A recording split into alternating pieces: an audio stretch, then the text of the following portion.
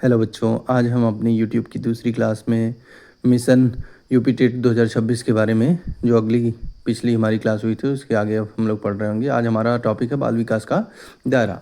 बाल विकास जैसा हम जानते हैं कि भाई सिर्फ शरीर तक ही सीमित नहीं होता है। It is not related to only body, it is related to bodies, cognitive ability, educational abilities and other kind of abilities like language, linguistic and disease।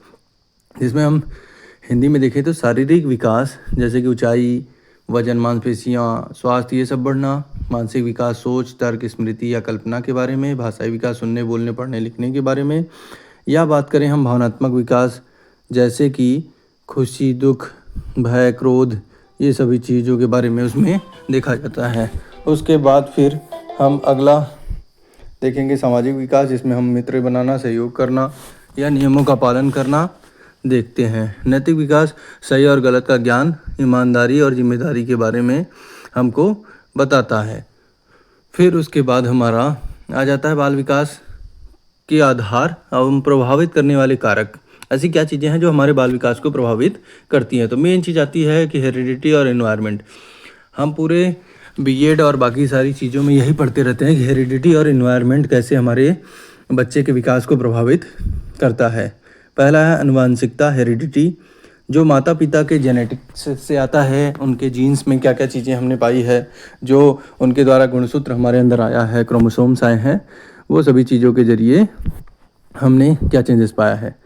उसमें सबसे ज़्यादा चीज़ है शारीरिक गुण हो गए, चाहे ऊंचाई, लंबाई, चौड़ाई, हमारा रंग, सोचने समझने की ताकत, हमारे जो तौर तरीके होते हैं, ये सारी चीज़ें इसमें शामिल होती है। लेकिन पर्यावरण जैसे हमारा भौतिक हो गया, सामाजिक हो गया, सांस्कृतिक पर्यावरण, मतलब कि हमारा घर, परिवार, दोस्त यार, शिक्षक, समाज, भाषा, परंपरा, ये सारी चीज़ें उसमें शामिल होती है।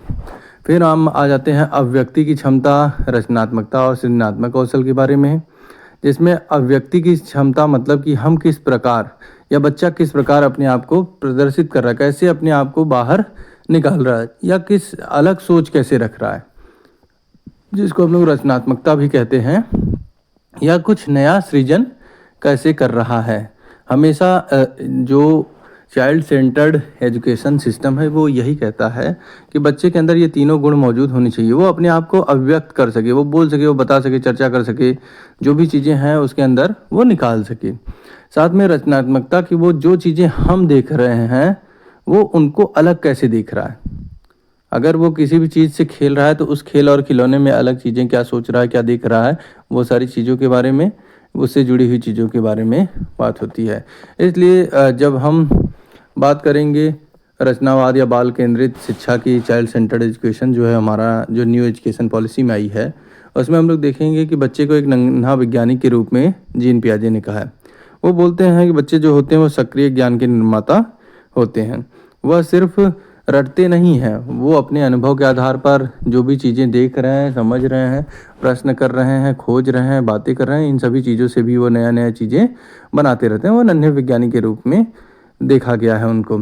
साथ ही टीचर को एक मार्गदर्शक के रूप में, फैसिलिटेटर के रूप में देखा जाता है, जिसमें बच्चे के लिए सुविधा प्रदान करना, एक पाल, एक सहारा प्रदान करने के बारे में बोला जाता है। हमने स्कैफ फोल्डिंग के बारे में उसमें पढ़ा भी था कि भाई हम किस तरीके से बच्चों का सही माहौल देते हैं, सही मार्गदर्शन कर रहे होते हैं।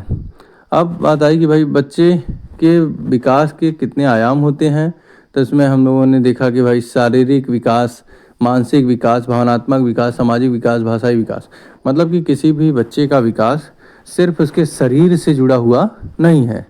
अगर वो उसका शरीर का विकास हो रहा है, उसका लंबाई, चौड़ाई, शरीर में वृद्धि हो रही है, या उसकी मोटाई, या जो भी चीज़ें बढ़ रही हैं, वो सभी चीज़ें तो हैं ही। साथ में हमारा मानसिक विकास भी, मतलब कि किसी भी बच्चे के अंदर सोचने समझने की शक्ति, तर्क करने की शक्ति, ये सारी चीज़ें कैसे बढ़ रही है।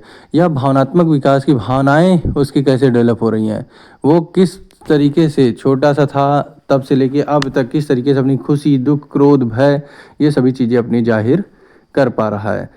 उसके बाद आ जाता है हमारा सामाजिक विज्ञान। जैसे बच्चे धीरे धीरे बड़े होने लग जाते हैं, उनका समाज का भी विकास होता है। पहले अपने घर परिवार तक सीमित, फिर दोस्तों यारों तक सीमित, उनके नियम कानून, उनके अपने मित्र मंडली, उनकी अपनी टोली, ये सारी चीज़ों के बारे में भी देखा जा रहा होता है।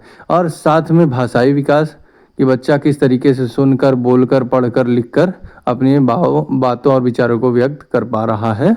ये सभी चीज़ें इसमें बहुत ज़रूरी हैं यूपी टेट और सी टेट के लिए। Thank you.